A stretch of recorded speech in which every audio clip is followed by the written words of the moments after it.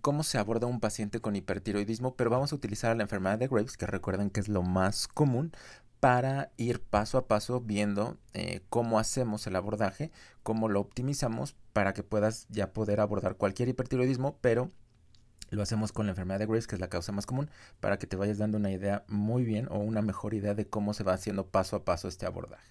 Entonces, vamos a hablar un poquito de enfermedad de Graves. La enfermedad de Graves, recuerden, es la causa más frecuente del hipertiroidismo con 70%. Es de origen autoinmune por anticuerpos contra el receptor de TSH. Estos anticuerpos son anticuerpos que estimulan al receptor y esta estimulación va a provocar un aumento en la síntesis y liberación de hormonas tiroideas. Entonces, si sube la T4 libre, en automático yo asumo que baja la TSH. ¿De acuerdo? Recuerden que es una balanza. Va a ser más frecuente en mujeres, como casi todo en tiroides, en pacientes con antecedentes heredofamiliares de hipertiroidismo y en pacientes con tabaquismo, ¿vale?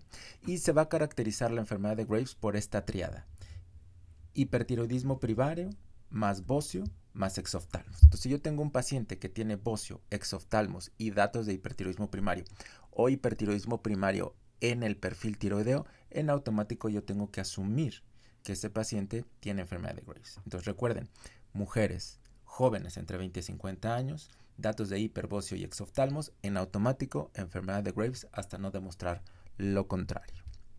Ahora sí, recuerden, vamos a hablar un poquito del cuadro clínico. Recuerden que los pacientes, o más bien que las hormonas tiroideas, regulan la velocidad del metabolismo de todas las células del cuerpo.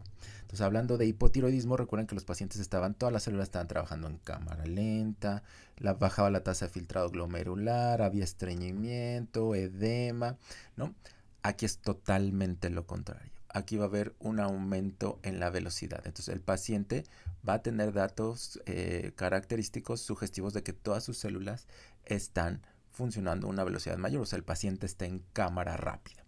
Entonces, ¿qué te va a referir el paciente? El paciente te va a referir que va a tener ansiedad, va a tener nerviosismo, va a haber la habilidad emocional, no se va a poder concentrar, pero aquí va a ser porque está trabajando muy rápido. Va a haber te va a referir temblor, un temblor fino distal, que vamos a hablar de él más adelante. Va a haber palpitaciones, puede haber disnea. ¿Por qué? Porque el consumo de oxígeno es tan importante y la taquicardia es tan importante que el paciente se va a fatigar después de subir 1 o 2 pisos en las escaleras, ¿de acuerdo? Va a haber intolerancia al calor y esto es ¿por qué? Porque está quemando demasiada energía demasiado rápido y esto se puede asociar a hiperhidrosis. Va a haber pérdida de peso a pesar de que el paciente te refiere que está come y come y se echa una torta, una hamburguesa y todo y no sube de peso, ¿de acuerdo? Y van a tener hiperdefecación. No confundirlo con diarrea, simplemente hiperdefecación se refiere a un aumento en el número de evacuaciones al día, ¿vale? Las mujeres se pueden presentar con alteraciones menstruales. En el adulto mayor, el hipertiroidismo se va a presentar como apático, bueno, se le llama apático. ¿Por qué? Porque los pacientes, al no poder conceptualizar sus síntomas, no los van a poder como referir bien. Los pacientes se van a aislar, como tienen debilidad, como tienen disnea, su cuerpo está trabajando a velocidades que no debería trabajar, realmente no se van a poder movilizar, van a estar intranquilos, se van a aislar de la sociedad, no se van a bañar, o sea, los familiares van a pensar que está en un cuadro depresivo, lo llevan al geriatra y está completamente hiperdinámico y ahí es cuando nos lo envían a nosotros porque el paciente tiene hipertiroidismo. Ahora, eso es lo que me va a referir el paciente, ¿no? Ahora, ¿yo qué tengo que revisar? Bueno, lo primero que tengo que buscar es el bocio, si tiene bocio o no. Si lo tiene como esta paciente aquí, claramente entonces ustedes pueden con el estetoscopio, con la campana en los viejitos, con nada más los cardiólogos, ya nada más lo ponemos ahí, podemos escuchar un soplo sistólico.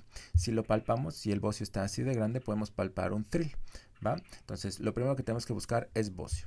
Recuerden que la frecuencia cardíaca es el signo clínico con mayor sensibilidad y especificidad que nos va a determinar la probabilidad de que ese paciente tenga hipertiroidismo. Si mi paciente tiene algunos datos y está taquicárdico, seguramente sí está hipertiroideo. Recuerden que las hormonas tiroideas estimulan la adrenalina, entonces va a haber hipertensión por vasoconstricción y esta hipertensión va a ser de predominio sistólica. Recuerden que a diferencia de hipotiroidismo, la hipertensión en hipotiroidismo por retención hídrica, por aumento de volumen, es diastólica, ¿vale? Van a tener arritmias, la arritmia Más común es taquicardia sinusal, pero la arritmia clásica de hipertiroidismo de enfermedad de Graves es la fibrilación auricular y si esto se lleva a la cronicidad puede terminar en insuficiencia cardíaca congestiva. Pacientes con diabetes que utilizan insulina van a tener mayor requerimientos de insulina. ¿Por qué? Porque al haber un aumento en la tasa de filtrado glomerular, los pacientes van a depurar la insulina más rápido. ¿Va? Entonces, de hecho, los pacientes pueden referirte un poquito de poliuria, ¿no? El paciente está hiperfiltrando. A nivel de los ojos tenemos que buscar el exoftalmos, puede haber edema palpebral también y retracción del párpado. ¿Por qué? Por estimulación simpática, ¿vale? La piel va a estar caliente, húmeda, podemos detectar la hiperhidrosis, puede haber onicolisis y aquí podemos observar el temblor fino distal. Para esto le vamos a pedir al paciente que estire las manos, abra los dedos, vamos a ver cómo tiemblan los dedos. El signo clásico que nos enseñaron a todos en la universidad fue que le ponías una hoja de papel en los dedos y la hoja temblaba y se caía. Entonces eso lo podemos ver. El temblor fino distal también lo podemos ver en los párpados. Solamente le pedimos al paciente que cierre los ojos y vamos a ver cómo hay un temblor continuo en los párpados. También lo podemos observar en la lengua. Le pedimos al paciente que saque la lengua, la mantenga recta y podemos ver la punta de la lengua como tiembla. ¿Va? Y también podemos observar hiperreflexia. Entonces, mi paciente me dice que está hiperdinamico, yo lo noto hiperdinámico, entonces yo sospecho que tiene hipertiroidismo. Si lo junto con que es mujer joven y tiene bocio y exoftalmos, es enfermedad de Graves hasta no demostrar lo contrario. Ahora sí,